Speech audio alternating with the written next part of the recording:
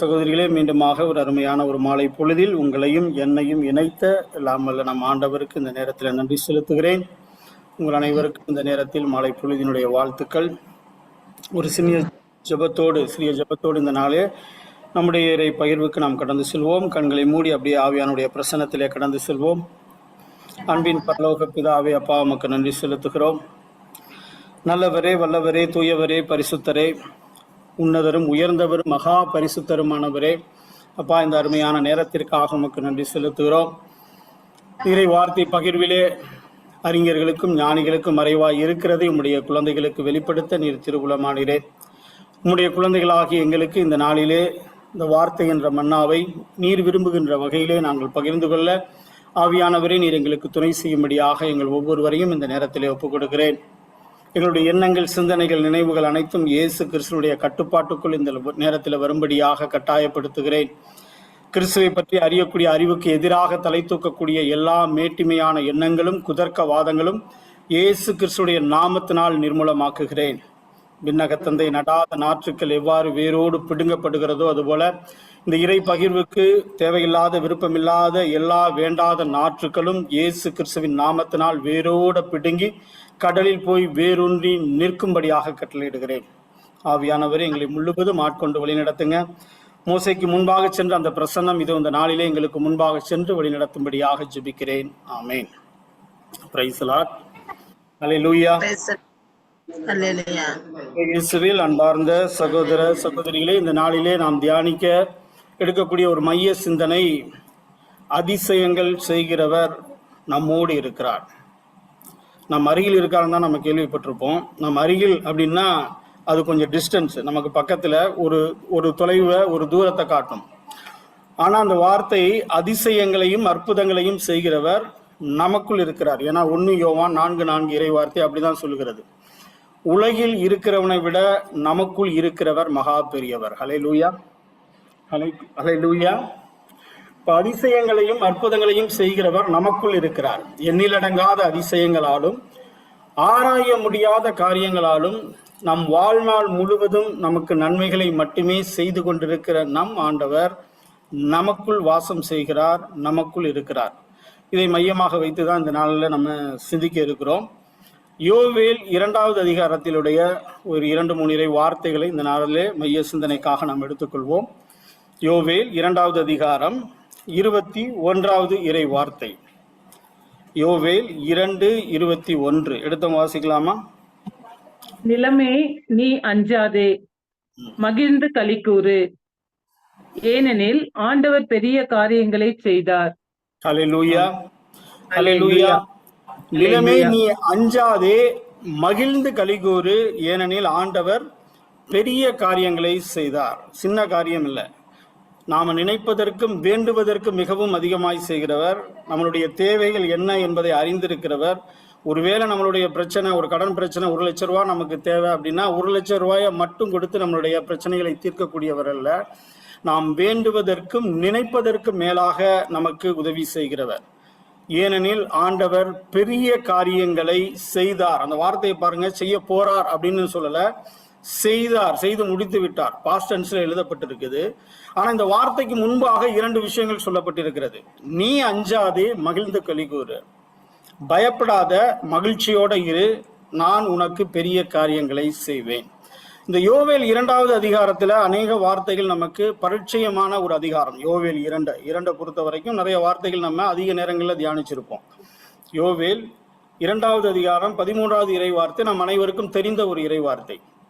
அந்த அதிகாரத்தினுடைய தொடக்கத்தில் வரக்கூடிய அந்த 13வது வார்த்தை என்ன அப்படின்னா, உங்களுடைய உடைகளை கிழித்துக் கொள்ளாதீர்கள், மாறாக உங்களுடைய உள்ளத்தை கிழித்துக் கொள்ளுங்கள். ஒரு மனமாற்றத்திற்காக இஸ்ரேல் ஜனங்களை பார்த்து யோவேல் தீர்க்கதரிசி ஒரு மனமாற்றத்திற்காக எழுதப்பட்ட அந்த வார்த்தையிலிருந்து அந்த அதிகாரம் தொடங்கி அப்படியே ஸ்டெப் பை ஸ்டெப்பா வந்து கடைசியில் அந்த அதிகாரத்தினுடைய முடிவில் இறுதி பகுதியில் அது எங்கே வந்து நிற்கும் அப்படின்னா, யோவேல் 2:28 மாந்தர் யாவர் மேலும் என் ஆவியை பொழிந்தருள்வேன், உங்களுடைய புதல்வரும் புதல்வியரும் இறைவாக்கு உரைப்பர், முதியோர் கனவுகளையும் இளைஞர் காட்சிகளையும் காண்பார்கள் அப்படிங்கிற அந்த வார்த்தையில கொண்டு போய் அந்த வார்த்தை, அந்த அதிகாரம் வந்து இறுதி பகுதியில வந்து நிற்கும்.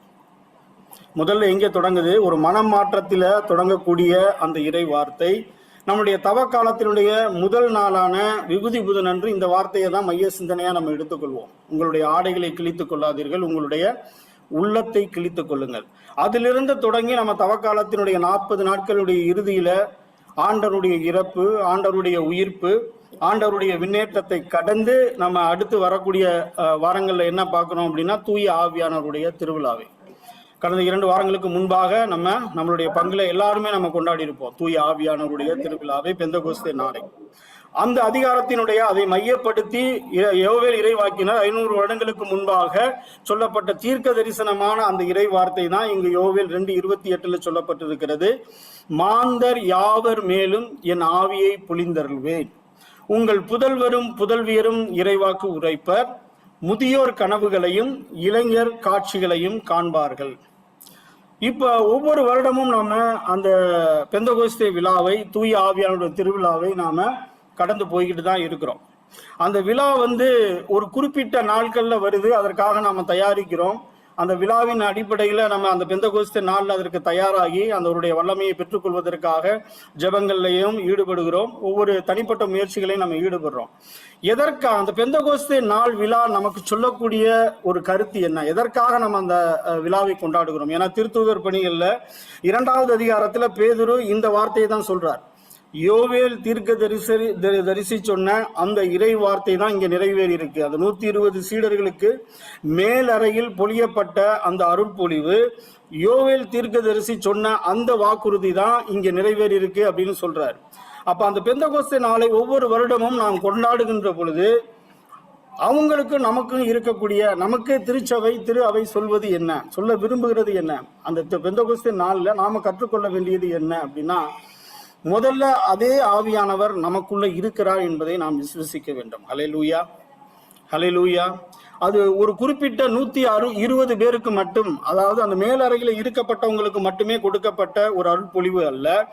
மாறாக நாம் ஒவ்வொருவரும் கிறிஸ்துவை அறிந்து அவர் மீது நம்பிக்கை கொண்டு ஏற்றுக்கொண்ட ஒவ்வொருவருக்கும் கொடுக்கப்பட்ட அந்த ஆவியினுடைய வல்லமையை நாம் பெற்றுக்கொண்டிருக்கிறோம் என்பதை நாம் உணர வேண்டும். எபேசியர் 1வது அதிகாரம் 13வது இறை வார்த்தை அப்படிதான் சொல்லுது.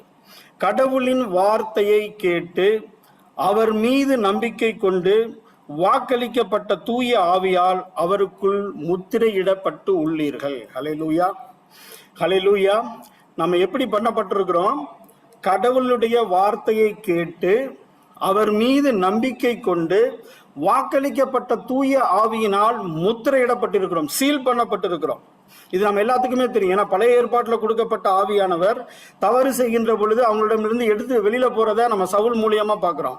ஆனா புதிய ஏற்பாட்டில் நீங்களும் நானும் பெற்றுக்கொண்ட ஆவியானவர் என்றும் எடுக்க முடியாதபடி சீல் செய்யப்பட்டிருக்கிறார், முத்திரையிடப்பட்டிருக்கிறார். அப்படின்னா தவறு செய்யலாமா? அதுக்கு தவறு செய்வதற்கான லைசன்ஸா அப்படின்னா இல்ல. ஏன்னா மானிட மகனுக்கு எதிராக செய்யக்கூடிய பாவங்கள் கூட மன்னிக்கப்படும், ஆனால் தூய ஆவியானவருக்கு எதிரான பாவங்கள் மன்னிக்கப்படாது அப்படின்னு சொல்லி இறைவார்த்தை சொல்லுது. அவருக்கு தூய ஆவியானவருக்கு துயரம் வருவிக்காதீர்கள் அப்படின்னு தான் சொல்லப்பட்டிருக்கு. அதனால நம்ம தப்பு செய்யலாம் அப்படிங்கிறது ரைட்ஸ் கிடையாது, தப்பு செய்யக்கூடாது. ஊனியல்பும் ஆவிக்குரிய மனநிலையும் ஒன்றுக்கு ஒன்று எதிரானது அப்படிங்கிற இறை வார்த்தை நமக்கு தெளிவாக சொல்லப்பட்டிருக்கு. இப்ப ஆவியானவர் நம்மளுக்குள்ளும் இருக்கிறார் என்கிறது நம்ம எல்லாத்துக்குமே தெரியும், ஒரு புதிய விஷயம் இல்லை, நம்ம எல்லாத்துக்குமே தெரிந்த ஒரு விஷயம்தான். இந்த ஆவியானவர் எதற்காக கொடுக்கப்பட்டிருக்கிறார்? உங்களுக்கும் எனக்கும் எதற்காக கொடுக்கப்பட்டிருக்கிறார்? 1 கொரிந்தியர் 12:7 இறைவார்த்தை சொல்லுகிறது, பொது நன்மைக்காக கொடுக்கப்பட்டிருக்கிறார். ஒவ்வொருத்தருக்கும் ஒவ்வொரு விதமான வரங்களால் நிரப்பப்பட்டிருக்கிறோம். ஒருவருக்கு இறைவாக்கு உரைக்கின்ற பணியும், ஒரு சில பேருக்கு கைகளை வைத்து குணப்படுத்துகிற பிணிகளை, நோய்களை குணப்படுத்துகிற வரங்களையும், ஒரு சில பேருக்கு அந்நிய பாஷை வரங்களையும், அவர்களுக்கு விளக்கம் சொல்லக்கூடிய வரங்களையும் தூய ஆவியானவர் ஒவ்வொருத்தருக்கும் கொடுத்திருக்கிறார். இந்த கொடுக்கப்பட்ட வரங்கள் எல்லாம் எதற்காக அப்படின்னா பொது நன்மைக்காக. அப்ப பொது நன்மை என்பது என்ன, எதை சொல்றாங்க? பொது நன்மை என்பது எதை சொல்றாங்க அப்படின்னா, லூக்கா 4வது அதிகாரம் 18வது இறை வார்த்தையில் அதற்கான விளக்கத்தை நாம் பார்க்கலாம். லூக்கா 4வது அதிகாரம் 18வது இறை வார்த்தை. ஆண்டவருடைய ஆவி என் மேல் உள்ளது, ஏனெனில் அவர் எனக்கு அருட்பொழிவு செய்துள்ளார். ஏழைகளுக்கு நற்செய்தியை அறிவிக்கவும், சிறைப்பட்டோர் விடுதலை அடைவோர், பார்வையற்றோர் பார்வை பெறுவர் என முழக்க விடவும், ஒடுக்கப்பட்டோர் விடுதலை செய்யவுமே இந்த ஆவியானவர் நமக்குள்ளே கொடுக்கப்பட்டிருக்கிறார். ஹல்லேலூயா. ஹல்லேலூயா. இப்ப முதல்ல நம்ம என்ன தெரிஞ்சுக்கிட்டோம்? ஆவியானவர் நமக்குள்ள இருக்கிறார். எபேசியர் 1வது அதிகாரம் 13வது இறை வார்த்தையின்படியாக வாக்களிக்கப்பட்ட தூய ஆவியானவர் உங்களுக்குள்ளும் எனக்குள்ளும் முத்திரையிடப்பட்டிருக்கிறார். அப்ப முத்திரையிடப்பட்ட அந்த ஆவியானவர் எதற்காக கொடுக்கப்பட்டிருக்கிறார்? பொது நன்மைக்காக. இப்ப பொது நன்மை என்பது என்ன?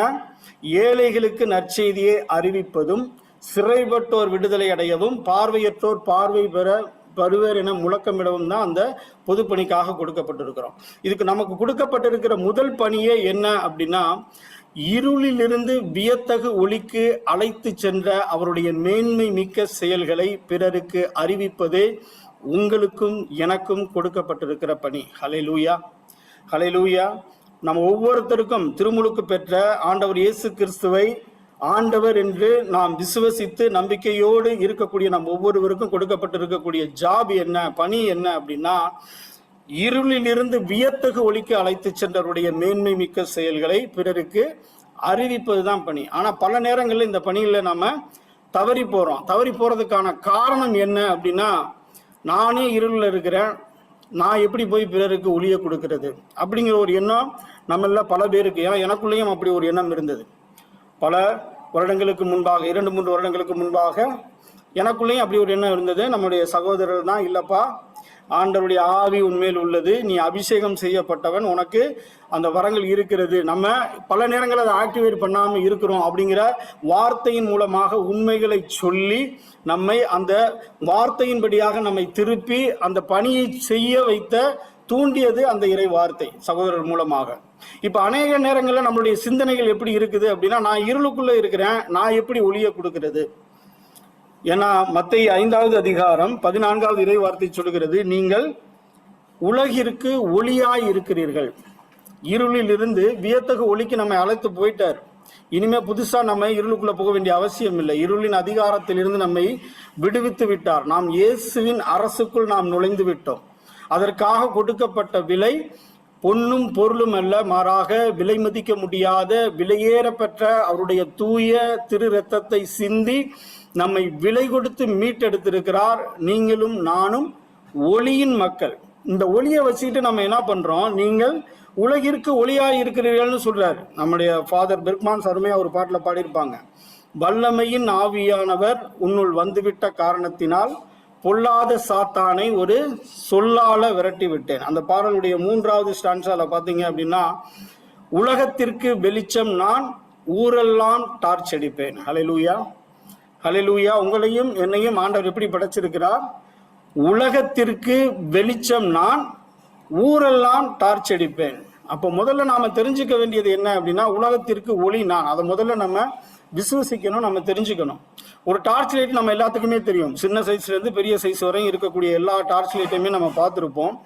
டார்ச் லைட்ல 3 வித முக்கியமான ஒரு விஷயங்களை நம்ம பார்க்கலாம். முதல்ல முன்னாடி இருக்கிறது ஒரு பல்ப் இருக்கும், லைட் இருக்கும். நடுப்பகுதியில சார்ஜ் போடக்கூடிய அந்த பேட்டரி போடக்கூடிய பகுதி இருக்கும். இறுதியில அதை லாக் பண்ணக்கூடிய ஒரு மூடி இருக்கும். இதுதான் அந்த டார்ச் லைட்டருடைய அமைப்பு. இது நம்ம எல்லாத்துக்குமே தெரியும், பார்த்துருப்போம். இந்த டார்ச் லைட்ல பாருங்க, பல்ப் இருக்கும், ஃப்ரண்ட்ல பல்ப் இருக்கும். நடுவில் அந்த சைஸுக்கு தேவையான பேட்டரியை நம்ம உள்ள போட்டுட்டு பின்னாடி லாக் பண்ணிட்டோம் அப்படின்னா அந்த லைட் எரியுமானா எரியாது இல்லையா? லைட் எரியுமா? பல்ப் இருக்கு, பேட்டரி இருக்கு, லாக் பண்ணியாச்சு, லைட் எரியுமா அப்படின்னா எரியாது. எப்போ எரியும்? ஆன் ஆஃப் சுவிட்சை நம்ம ஆன் பண்றப்ப தான் அது எரியும். அதே மாதிரி தான் நம்மளுடைய வாழ்க்கையில நமக்கு வெளிச்சம் கொடுக்கக்கூடிய ஒளியாக நாம இருக்கிறோம். தூய ஆவியானவர், அதற்கு தேவையான அந்த வெளிச்சத்துக்கு தேவையான தூய ஆவியானவர் நம்மிடையே முழுமையாக கொடுக்கப்பட்டிருக்கிறார், முத்திரையிடப்பட்டிருக்கிறார். வெளியே எடுக்க முடியாதபடி முத்திரையிடப்பட்டு சீல் செய்யப்பட்டிருக்குது. இதை எப்ப நாம உணர்றோமோ, எப்ப நாம தெரிஞ்சுக்கிறோமோ, எப்ப நாம விசுவசிக்கிறோமோ, அப்பதான் அதை நம்ம ஆக்டிவேட் பண்ணுவோம். அப்பதான் அந்த சுவிட்சை ஆன் பண்ணுவோம். அந்த சுவிட்சை ஆன் பண்ணாத வரைக்கும் நாம இருளின் மக்களாக, இருளுக்குள்ள இருக்கிறவங்களாக தான் தெரியும். நம்ம ஒளிக்கு மாறணும் அப்படின்னா முதல்ல நாம விசுவசிக்க வேண்டியது, நான் இருளின் அதிகாரத்தில் இல்ல, இயேசு கிறிஸ்துவுடைய அதிகாரத்துக்குள் நான் உலகின் ஒளியாக மாற்றப்பட்டிருக்கிறேன். ஹல்லேலூயா, ஹல்லேலூயா. இருளின் அதிகாரம் எல்லாமே கொலேசியர் 2வது அதிகாரம் 14-15 எல்லாம் முடிஞ்சிருச்சு. நமக்கு எதிராக எழுதப்பட்ட ஒப்பந்த விதிகள் கொண்ட எல்லா கடன் பத்திரங்களையும் அவர் அறவே அழித்து ஒழித்து விட்டார். சிலுவையில் அடிக்கப்பட்ட ஆணிகளின் மூலமாக எல்லாமே தகர்த்தெறிய செய்யப்பட்டாச்சு. இப்ப நம்ம இருளின் அதிகாரத்தில் இல்லை, நம்ம ஒளியில் இருக்கிறோம். அந்த ஒளியை பிறருக்கு கொடுப்பதற்கு நமக்கு இருக்கக்கூடிய தடைகள் என்ன அப்படின்னா, இப்ப நம்ம ஒளியா தான் இருக்கிறோம் அப்படிங்கிற இந்த விஷயத்தை தெரிஞ்சு கொண்டு நம்ம முன்னே போவதற்கு பல தடைகளை அழகை நமக்கு எதிராக விதைக்கலாம். என்ன அப்படின்னா, இந்த உலகத்துல வாழ நம்ம அழைக்கப்பட்டிருக்கிறோம், ஆனா உலக போக்கின்படியாக அல்ல. ரோமையர் 12:1-2 வார்த்தைகள் அப்படிதான் சொல்கிறது. நீங்கள் உலக போக்கின்படி ஒழுகாதீர்கள், மாறாக உங்களுடைய உள்ளம் புது பிறப்பாய் மாற்றம் அடைவதாக. நம்மளுடைய மைண்ட் ரெனிவல் ஆகணும். அதுதான் இங்க ஆண்டவர் சொல்றார். ரோமையர் 12வது அதிகாரம் 2வது இறை வார்த்தையில், இந்த உலக போக்கின்படி ஒழுகாதீர்கள், மாறாக உங்களுடைய உள்ளம் புது பிறப்பாய் மாற்றம் அடைவதாக. எப்படி அந்த மைண்ட் ரெனிவல் ஆகணும்? இப்ப கடல்ல இருக்கக்கூடிய மீன் எப்படி வாழ்நாள் முழுவதும் அந்த உப்பு தண்ணிக்குள்ள இருந்தாலும் அந்த உப்பை சாராம இருக்குதோ, அதுபோல நம்முடைய வாழ்க்கையிலும் இந்த உலகத்துல இருந்தாலும் இந்த உலகை சார்ந்தவர்களாக வாழாமல், இந்த உலகை நோக்கி வாழாமல், இந்த உலக இன்பத்துக்குள்ள போகாம ஆண்டவருடைய திருவுளம் எது என்பதை தெரிந்து கொண்டு அவருக்கு எது நல்லது, எது உகந்தது, எது சிறந்தது என்பதை தெரிந்து கொண்டு அதன்படியாக வாழ நாம் அழைக்கப்பட்டிருக்கிறோம். ஹல்லேலூயா, ஹல்லேலூயா. அப்ப அந்த மைண்ட் ரெனிவல் எப்படி வரணும்? மீண்டும் அச்சத்துக்கு உள்ளாக்கும் மனப்பான்மை அல்ல, மாறாக கடவுளின் பிள்ளைகளுக்குரிய மனநிலைக்கு நம்ம மாறணும். ஆரம்பத்தில் இருந்த அந்த பயம் நமக்கு வரக்கூடாது. மாறாக எப்படி மாறணும் நம்முடைய மனநிலை அப்படின்னா, இயேசு கிறிஸ்துடைய மனநிலை எப்படி இருந்ததோ அந்த மனநிலைக்கு நம்ம மாறணும். ஆண்டவருடைய மனநிலை எப்படி இருந்தது? தந்தையினுடைய வேலையை செய்து முடிப்பதே என்னுடைய உணவுன்னு சொன்னார். சமாரிய பெண்ணுகிட்ட ஆண்டவர் பேசிட்டு இருக்கிறப்ப சீடர் போய் கேட்கிறாங்க, ஆண்டவரே நீங்க சாப்பிட்டுட்டீங்களான்னு கேட்கிறப்ப அவர் சொன்ன வார்த்தை இதுதான், தந்தையினுடைய வேலையை செய்து முடிப்பதே என்னுடைய உணவு. அவருடைய ஏக்க விருப்பம் எல்லாம் நம்முடைய இதய துடிப்பாக மாற்றப்பட வேண்டும். கடவுளுடைய பிள்ளைகளுக்குரிய மனநிலை அதுதான். ஆண்டவர் இயேசு கிறிஸ்து எந்த மனநிலையில் இருந்தாரோ அந்த மனநிலை தான் உங்களுக்குள்ளும் எனக்குள்ளும் இருக்க வேண்டும். அச்சம் நம்மை ஆட்கொள்ள முடியாது. ஏன்னா இந்த மனநிலைக்கு முற்றிலுமாக எதிரான ஒரு விஷயம் எது அப்படின்னா பயம். அதனாலதான் அந்த வார்த்தையில முதல்ல டைட்டில்ல வருது, மீண்டும் அச்சத்துக்கு உள்ளாக்கும் மனப்பான்மை நமக்கு கொடுக்கப்படவில்லை. 2 தீமோத்தேயு 1:7 இறை வார்த்தையும் இதைத்தான் சொல்லுது. உங்களுக்கு கோழையான உள்ளம் அல்ல, பயத்தின் ஆவி அல்ல, அன்பும் வல்லமையும் கட்டுப்பாடும் கொண்ட ஆவியானவர் தான் நமக்குள்ள இருக்கிறார். இப்ப கடவுளோட நாம நெருங்கி வருவதற்கு, இந்த உறவில நிலைத்திருப்பதற்கு, அவருடைய மனநிலைக்கு நம்ம மாறுவதற்கு முதல் எதிரி எது அப்படின்னு கேட்டீங்கன்னா இந்த பயம், இந்த அச்சம். இந்த அச்சம் நம்மளுடைய வாழ்க்கையில, இந்த உலகப்பூர்வமான வாழ்க்கையில எதெல்லாம் குறித்து நம்ம அச்சப்படுறோம்?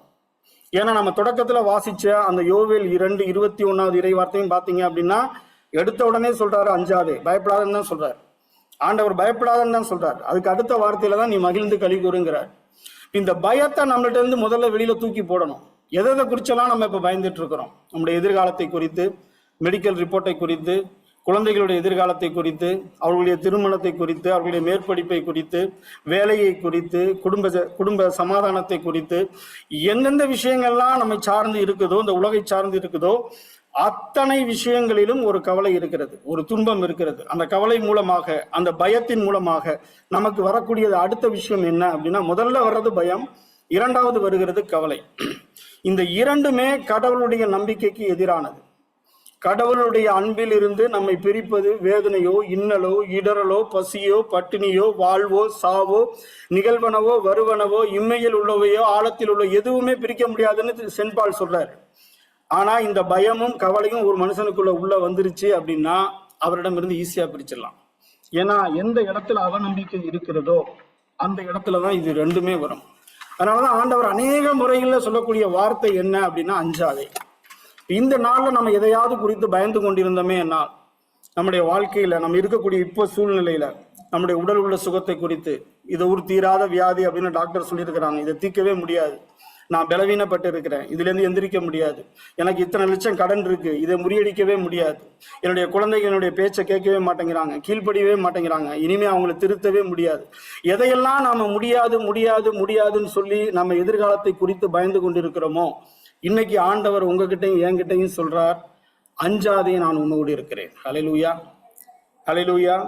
அஞ்சாதே, நான் உன்னோடு இருக்கிறேன், கலங்காதே, நான் உன் கடவுள், நான் உனக்கு வலிமை அளிப்பேன், நான் உனக்கு உதவி செய்வேன், என்னுடைய நீதியின் வலக்கரத்தினால் உன்னை தாங்குவேன். ஹல்லேலூயா, ஹல்லேலூயா, ஹல்லேலூயா. கைகளை உயர்த்தி சொல்லுவோமா? ஹல்லேலூயா. பயமும் கவலையும் நம்முடைய ஆண்டவர்களுக்கு நாம் நெருங்கி வருவதற்கு முதல் எதிரியே இந்த இரண்டு விஷயங்கள் தான். நம்ம எல்லாத்துக்கும் தெரிஞ்ச ஒரு சின்ன ஃபார்முலா, மேக்ஸ்ல ஒரு ஃபார்முலா இருக்கும். பொதுவாக மேக்ஸ்ல ஃபார்முலா எது கொடுப்பாங்க? ப்ராப்ளத்தை சால்வ் பண்றதுக்கு தான் மேக்ஸ்ல ஃபார்முலா கொடுப்பாங்க இல்லைங்களா? இப்போ அதே ஃபார்முலாவை நம்ம எடுத்துக்கலாம். ரொம்ப சிம்பிள் ஃபார்முலா அப்படின்னா நம்ம எல்லாத்துக்கும் தெரிஞ்சது a+b². எல்லாத்துக்கும் தெரியும்னு நினைக்கிறேன். இல்லைன்னா மீண்டும் ஒரு தடவை நான் ரிவைண்ட் பண்றேன். நான் இப்போதான் சமீபத்தில் பார்த்தேன் அதுக்கான விடை. a+b², அதுக்கு என்ன விடை அப்படின்னா a² + 2ab + b². இதுதான் அந்த ஃபார்முலாவுக்குள்ள விடை. இப்போ நமக்கு தெரியும் அந்த எண்ணுக்கு ஏதாவது ஒரு எண்ணை போட்டோம்னா என்ன விடை வரும் அப்படின்னு சொல்லிட்டு. இந்த a+b² அந்த ஃபார்முலால நீங்க ஏக்கு பதிலாக பயமையும் பிக்கு பதிலாக கவலையும் ரெண்டையும் தூக்கி போட்டு நம்ம என்ன ரிசல்ட் கொண்டு வருவோம் அப்படின்னா 2 மடங்கு பயம், 2 மடங்கு கவலை, 2 மடங்கு பிரச்சனை வந்து நிற்கும். ஹல்லேலூயா, ஹல்லேலூயா. எந்த இடத்துல பயத்தையும் கவலையும் நம்ம கொண்டு போய் வைக்கிறோமோ அந்த இடத்துல 2 மடங்கு பயம், 2 மடங்கு கவலை, 2 மடங்கு பிரச்சனை வரும். சரி பிரதர், இதுல இருந்து எப்படி வெளியில வர்றது? அந்த ஃபார்முலாவை கொஞ்சம் சேஞ்ச் பண்ணணும். எப்படி சேஞ்ச் பண்ணலாம்? பயத்தை தூக்கிட்டு அந்த இடத்துல கடவுள் மீது இருக்கக்கூடிய நம்பிக்கையையும், கவலை இருக்கக்கூடிய இடத்துல அந்த இடத்துல தூக்கிட்டு மகிழ்ச்சியும் வச்சிங்க அப்படின்னா அந்த இடத்தில் 2 மடங்கு நம்பிக்கை, 2 மடங்கு மகிழ்ச்சி, 2 மடங்கு ஆசீர்வாதம். ஹல்லேலூயா, ஹல்லேலூயா, ஹல்லேலூயா. கடல் மேல நடந்துட்டு இருக்கக்கூடிய பேதுரு அதே தான். ஆரம்பத்துல அவர் நம்பிக்கையோட தான் நடந்து வர்றார். நீர்நிலைகள் மீது நாம் நடந்தாலும் நம்மை மூழ்கி போக விடாதபடிக்கு அவருடைய திருக்கரம் நம்மை தாங்குகிறது. அவர் நம்பிக்கையோட நடந்து வர்ற வரைக்கும் கரெக்டா வந்தாரு. எப்ப அவருக்கு அவிவிசுவாசம் வருதோ அப்போதைக்கு தண்ணிக்குள்ள போனாரு. தண்ணிக்குள்ள போறப்பையும் ஆண்டவர் இவனுக்கு அவிவிசுவாசம் வந்துருச்சு, இவன் நம்பிக்கையில குறைந்து போயிட்டான்ட்டு அப்படியே விட்டுட்டு ஆண்டவர் போகல. மாறாக என்னுடைய நீதியின் வலக்கரத்தினால் உன்னை தாங்குவேன் அப்படிங்கிற அந்த வார்த்தையின் உறுதிமொழியினுடையாக அவருடைய வலக்கரத்தை கொடுத்து பேதுருவை எந்த இடத்துல விழுந்தாரோ அந்த இடத்திலிருந்து தூக்கி நிறுத்தி அதே நம்பிக்கையின் பயணத்துல மீண்டும் 2 பேரும் படகுக்கு போறதை பாக்குறோம். ஹல்லேலூயா, ஹல்லேலூயா. எந்த இடத்திலையும் நமக்கு பயமோ கவலையோ வரக்கூடாது. தீச்சுளையில் இருக்கக்கூடிய தானியல் 3வது அதிகாரத்துல ஒரு சம்பவத்தை பார்க்கலாம். 3 நபர்கள், சாத்ராக்கு, மேசாக்கு, ஆபேத்நேகோ என்கிற 3 இளைஞர்கள் எரிகின்ற தீச்சுளையில 7 மடங்கு, வழக்கத்துக்கு மாறாக 7 மடங்கு அதிகமாக்கப்பட்ட அந்த தீச்சுளைக்குள்ள தூக்கி கொண்டு போய் போட போறாங்க. அவங்கள ஆடைகளை எல்லாம் கட்டி தூக்கிக்கிட்டு கொண்டு போற படை வீரர்கள் அந்த வெப்பம் தாங்காமல் அவர்கள் எரிந்து இறந்து போனார்கள்னு வார்த்தை சொல்லுது. 3வது அதிகாரம், தானியல் 3வது அதிகாரத்துல நம்ம வாசிச்சோம்னா தெரியும். இவங்களை தூக்கிட்டு கொண்டு போய் தீச்சுளைக்குள்ள போட போனவங்க அந்த வெப்பம் தாங்காமல் எரிந்து சாகடிக்கப்பட்டார்கள். ஆனால் இந்த 3 பேரும் தீச்சுளைக்குள் வழக்கத்தை விட 7 மடங்கு அதிகமாக்கப்பட்ட அந்த தீச்சுளைக்குள்ள எப்படி இருந்துட்டு வெளியில வந்தாங்க அப்படின்னா, அவர்களுடைய முடி கருகவில்லை, அவர்களுடைய ஆடை தீப்பற்றவில்லை, அவர்களுடைய எந்த விஷயமுமே, அவர்களுடைய இந்த நெருப்பினுடைய புகை கூட அவர்கள் மீது வாடை அடிக்கவில்லைன்னு வார்த்தை சொல்லுகிறது. ஹல்லேலூயா, ஹல்லேலூயா. அந்த அரசர் என்ன சொல்றாரு? உன்னத கடவுளின் ஊழியர்களே நீங்க வெளியில வாங்கங்கிறார். அங்கு ஆண்டவர் தன்னுடைய தூதர்களை விட்டு அவர்களை காப்பாற்றினார்னு சொல்லி நம்ம வாசிக்கிறோம்.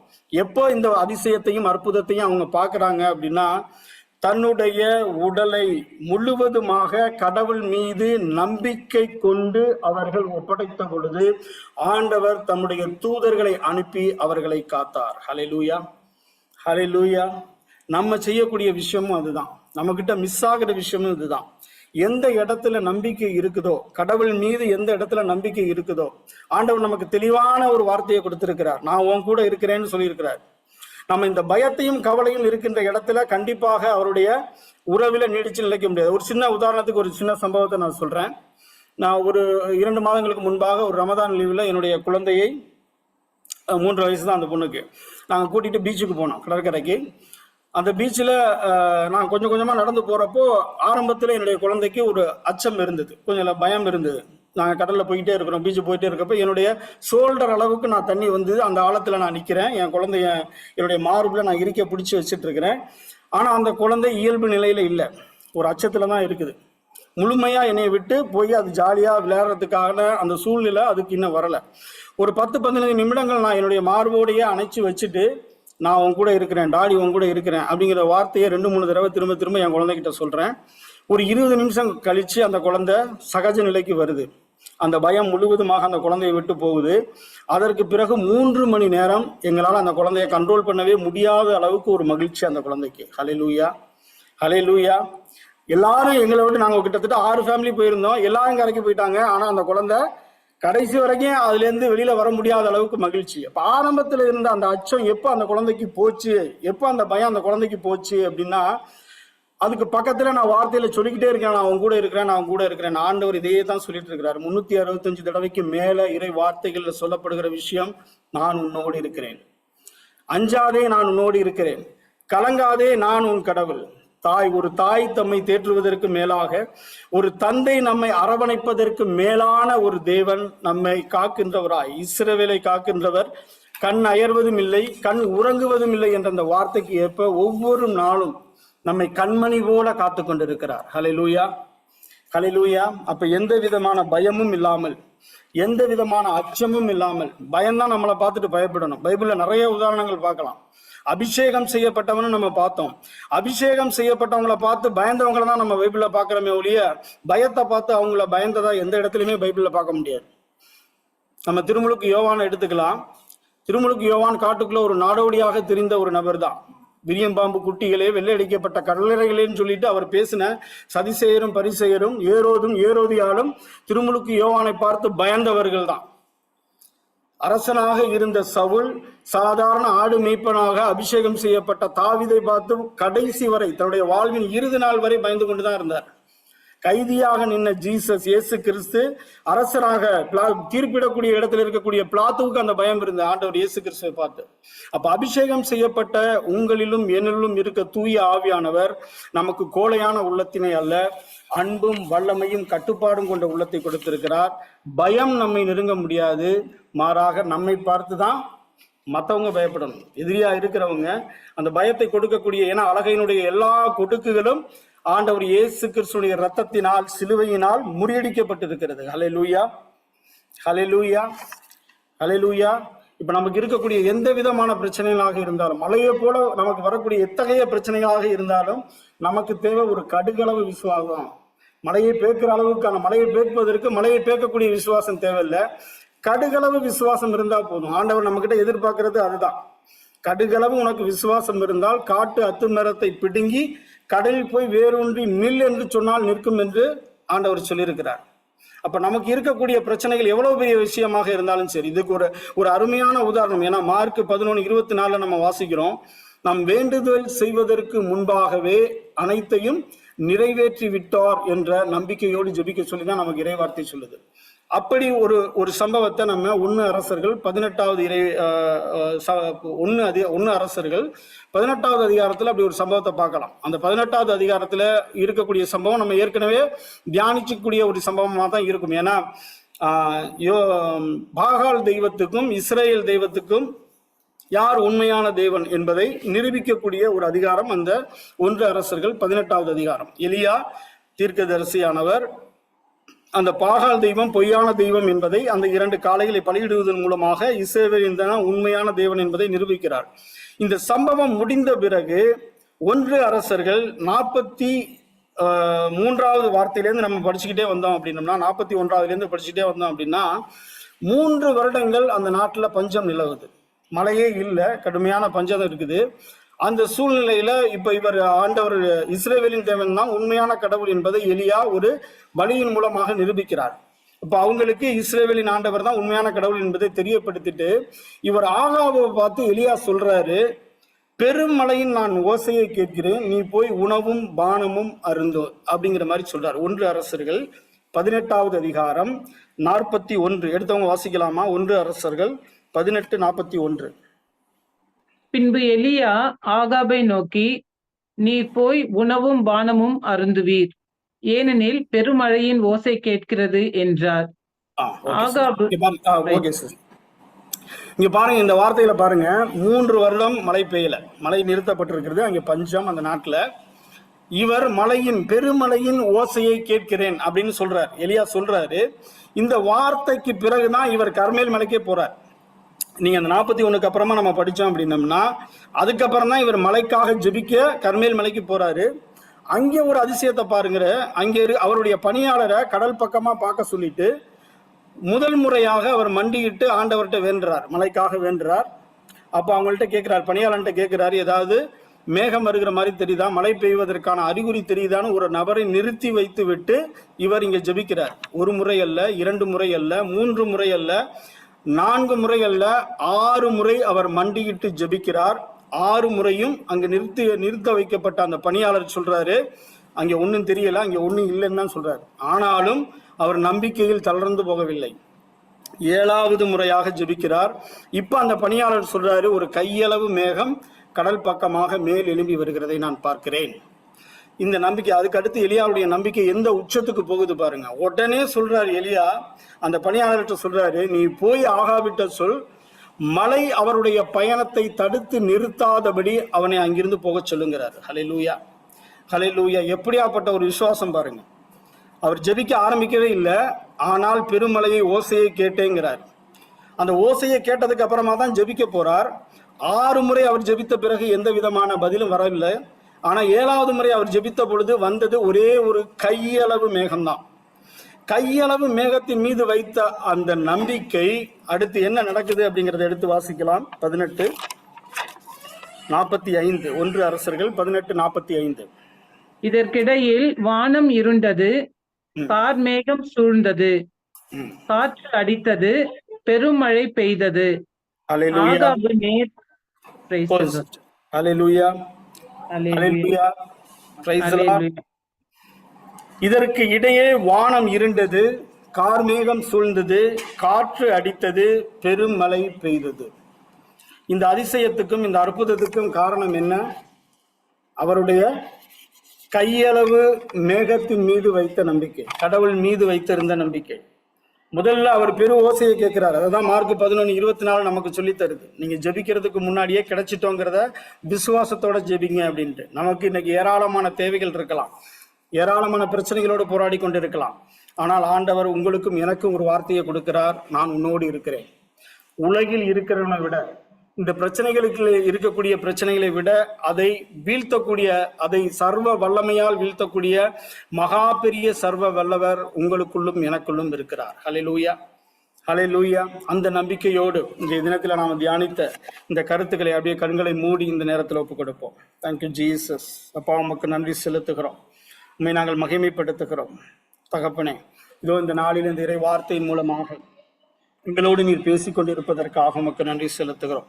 எங்களுடைய வாழ்வில் எங்களுடைய எதிர்காலத்தை குறித்து, எங்களுடைய வேலைகளை குறித்து, எங்களுடைய நோய்களை குறித்து, எங்களுடைய குழந்தைகளுடைய எதிர்காலத்தை குறித்து நாங்கள் எங்களுடைய சிந்தனையின் மூலமாக இறை வார்த்தைக்கு எதிராக நாங்கள் பேசப்பட்ட நெகட்டிவான எல்லா வார்த்தைகளுக்காக இந்த நேரத்தில் நாங்கள் மன்னிப்பு கோருகிறோம். மார்க் 11:23 இறை வார்த்தையின்படியாக உள்ளத்தில் ஐயமின்றி மலைகளை பார்த்து பெயர்ந்து கடலில் போய் விழு என்று சொன்னால் விழும் என்ற அந்த அதிகாரத்தின்படியாக இதுவரை நாங்கள் நெகட்டிவாக பேசப்பட்ட, இறை வார்த்தைக்கு முரணாக பேசப்பட்ட எல்லா வார்த்தைகளையும் இயேசு கிறிஸ்துடைய வல்லமையுள்ள நாமத்தினால் வேரோடு பிடுங்கி கடலில் போய் வேரூன்றி நிற்கும்படியாக கட்டளையிடுகிறேன். Thank you Jesus. நன்றி ஆண்டவரே. அப்பாவை மகிமைப்படுத்துகிறோம். இதோ எசையா 41:10 இறை வார்த்தையின்படியாக இதோ இந்த நாளில் எங்களோடு பேசி இருக்கிறீர். அஞ்சாதே, நான் உன்னோடு இருக்கிறேன். கலங்காதே, நான் உன் கடவுள். நான் உனக்கு வலிமை அளிப்பேன், நான் உனக்கு உதவி செய்வேன். என்னுடைய நீதியின் வலக்கரத்தினால் உன்னை நான் தாங்குவேன் என்று சொல்லி இருக்கிறீர் ஆண்டவரே. அப்பா, அந்த வார்த்தைகளை எங்களுடைய உள்ளத்தில், இருதயத்தில் இந்த நேரத்தில் நாங்கள் எழுதுகிறோம். நாங்கள் பலமிழந்து, வலிமை இழந்து, நாங்கள் போராட சக்தி இல்லாமல் இருக்கக்கூடிய ஒவ்வொரு இடங்களிலும் எங்களுடைய பலவீனத்தில் உம்முடைய பலனை பூரணமாக இந்த நேரத்தில் விளங்கச் செய்வதற்காக உமக்கு நன்றி செலுத்துகிறோம். என்னை பலப்படுத்துகிற இயேசு கிறிஸ்துவினால் எதையும் செய்யக்கூடிய ஆற்றல் இதோ இந்த நாளிலே எங்கள் ஒவ்வொருவருக்குள்ளும் ஊற்றப்பட்டு கொண்டிருப்பதற்காக உமக்கு நன்றி செலுத்துகிறோம். நான் உனக்கு உதவி செய்வேன் என்று சொல்லியிருக்கிறீரப்பா.